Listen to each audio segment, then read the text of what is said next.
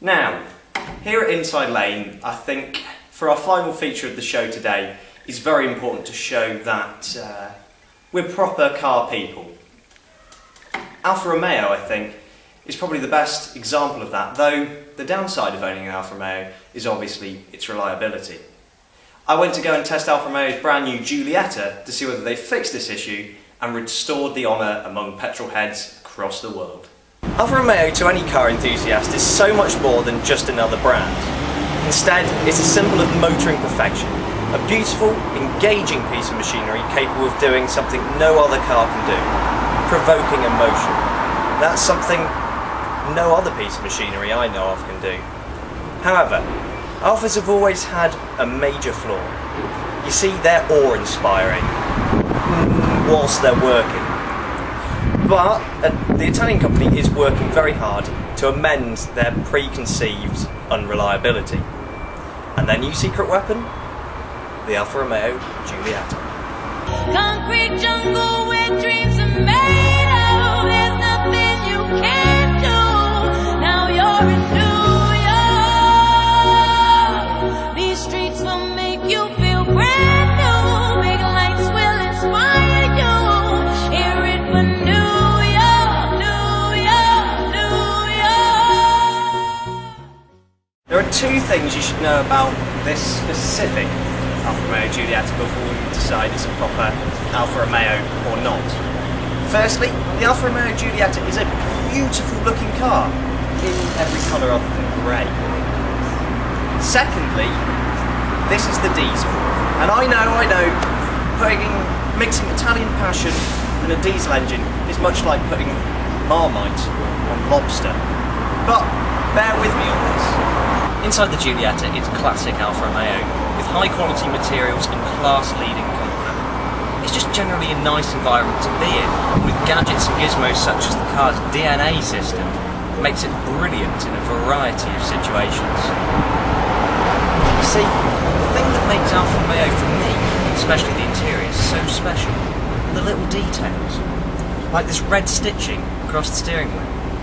At first it appears to be just something to contrast the black interior, but look closer and it's the thing that defines every shape in the cabin.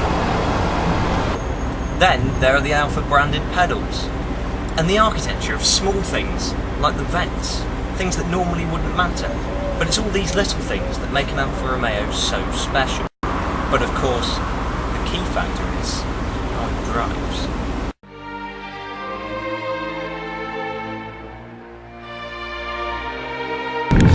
For a diesel, the car is surprisingly refined and it has a good level of torque to really push the car forwards.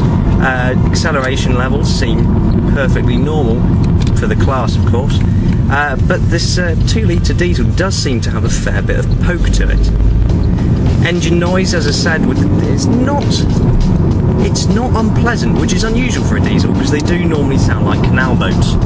The handling appears responsive, suspension very subtle, of course, using the DNA system of Alfa Romeo. There's a whole multitude of systems working behind the scenes to keep the drive as smooth as possible. Turn in as we go around this roundabout very tightly. The turn-in of the car is fantastic. This is a true Alfa Romeo with real Alfa Romeo handling, which you have to say was absent in the Brera. Absolutely fantastic. As I say, it's a 2 litre JTDM engine that produces 170 brake horsepower, and Alfa Romeo say it will do 60.1 mpg, which isn't bad at all, and possibly one of the reasons why you might choose the diesel over the petrol engine, which is a 1.4 turbo, in case you were wondering.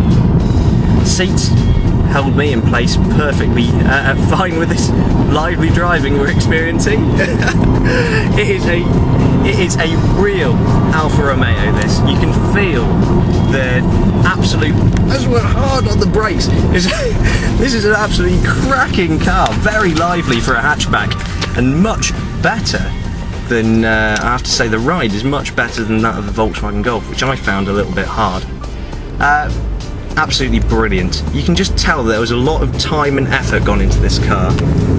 obviously it needing to be a very big launch for Alfa Romeo to kind of not make them the Lancia of Europe. But yeah, as far as the drive's concerned, I am 100% happy. And she never gives out, and she never gives in, she just changes her mind, and she'll promise At prices of around £20,000, it is more costly than competitors, but then you have to remember, this is a premium product. The Alfa Romeo Giulietta is a brilliant car. For what I've seen, don't worry one bit about buying the diesel. It appears to have epic performance for any diesel that I've had the pleasure of reviewing previously. Most of all, this is a proper, solid, Italian piece of perfection. An Alfa Romeo hatchback with that little je ne sais quoi about it. See, the difference between this and a white good like the Ford Fiesta or even the Ford Focus is that this has soul. This is an Alfa Romeo. blame it all on yourself, 'cause she's always a woman to me. So yeah, all in all, I very, very much like that car. Very impressive, yeah. Surprising in more ways than one, I think. Yeah, I think what was nice that obviously you wanted to test the petrol, but you got the diesel, and still that was good, which is something you don't see too often. But yeah, a tugboat, as it were, has impressed us. Which makes it was a good sounding diesel as well. It wasn't. It had a bit of flow to it. All the torque wasn't. Yeah, a bit of joie de vivre, to indulge our French cousins, though we hate to. No. No. Yes, the car itself was brilliant. It's practical, and like you say, cars with that little bit of soul, that little bit of almost characteristic humanity about them. I think it was absolutely brilliant for us. And of course, it was nice to review an Alfa Romeo without having the company of the RAC and being on the side of the M27. Yeah, that's a bit so. And I'm just lastly on that with reliability, goes without saying really, but you got to remember only time will tell. Okay, unfortunately that's all we have time for today.